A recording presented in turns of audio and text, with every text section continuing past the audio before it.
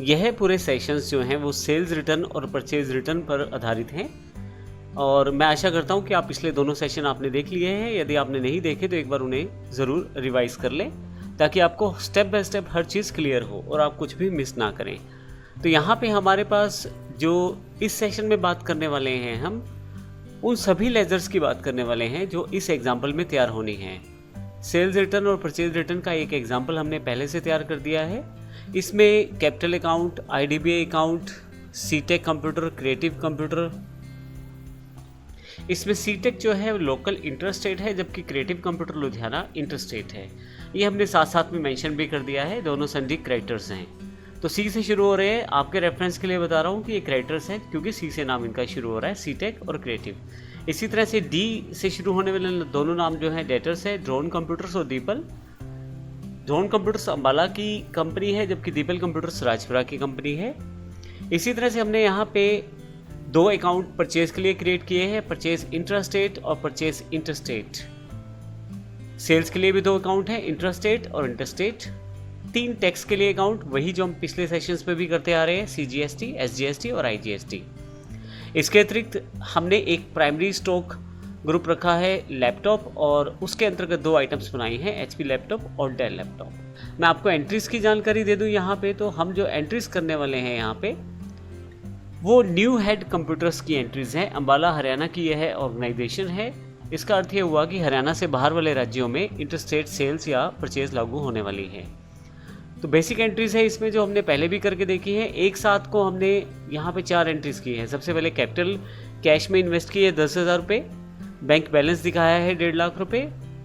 यहाँ से main entry शुरू है। एक साथ को हमने 10 लैपटॉप HP के परचेज किए हैं क्रिएटिव कंप्यूटर अम्बाला से। क्योंकि अम्बाला से परचेज किए हैं तो इंट्रा स्टेट यह परचेज है और इस कारण CGST और SGST लगेगा 9%, वो हमने यहाँ पे साथ में दिखाया है। 10 लैपटॉप 1 लाख रुपए के हैं, 9,000 रुपये टैक्स लग जाएगा, CGST 9% और SGST 9%। फिर एक साथ को हमने सीटेक लुधियाना से इंटरस्टेट परचेज की है, दूसरे राज्य से परचेज की है। 5 लैपटॉप 50,000 रुपये के, 10,000 प्रति लैपटॉप के हिसाब से 9,000 रुपये टैक्स है जो IGST के अंतर्गत आएगा। ये कॉलम्स मैंने इसलिए दिखाए हैं ताकि आपको समझ आना आसान हो जाए कि कौन सा टैक्स किस सेगमेंट के अंतर्गत आ रहा है। इसी तरह से हमने 2 तारीख को लैपटॉप्स बेचे हैं। 8 लैपटॉप हमने ड्रोन कंप्यूटर को बेचे हैं 15,000 रुपये प्रति लैपटॉप के हिसाब से। क्योंकि ड्रोन कंप्यूटर अम्बाला की ऑर्गेनाइजेशन है तो इस पर जो GST लगेगा वो CGST SGST के रूप में लगेगा। इंट्रास्टेट यह सेल्स है यहाँ पे। इसी तरह से अगला एग्जाम्पल जो है वो दीपल कंप्यूटर का पंजाब राजपुरा।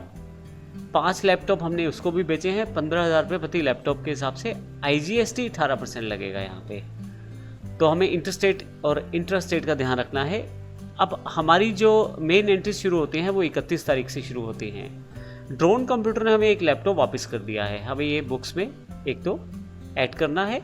और यदि आप देखें CGST और SGST में मैंने वो माइनस में दिखाया है टैक्स, क्योंकि जो टोटल टैक्स रहेगा उसमें से ये माइनस हो जाएगा। इसी तरह से दीपल कंप्यूटर ने भी हमें 2 लैपटॉप वापस किए हैं, वो भी हमें रिकॉर्ड करने हैं। ये ऊपर की दोनों एंट्रीज सेल्स रिटर्न कहलाने वाली हैं क्योंकि हमने जो सेल्स की थी वो वापस आई है।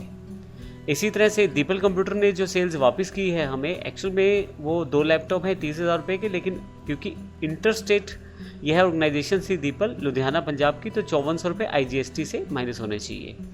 31 तारीख को हमने भी जो लैपटॉप वापस आए हैं आगे उनकी रिस्पेक्टिव पार्टीज़ को वापस कर दिए, अर्थात हमने जहाँ से लिए थे वहाँ वापस कर दिए। तो 1 लैपटॉप सीटेक लुधियाना को वापस किया है और 2 लैपटॉप हमने क्रिएटिव कंप्यूटर हरियाणा को वापस किए हैं। तो दोनों परचेज रिटर्न की एंट्रीज कहलाएंगी।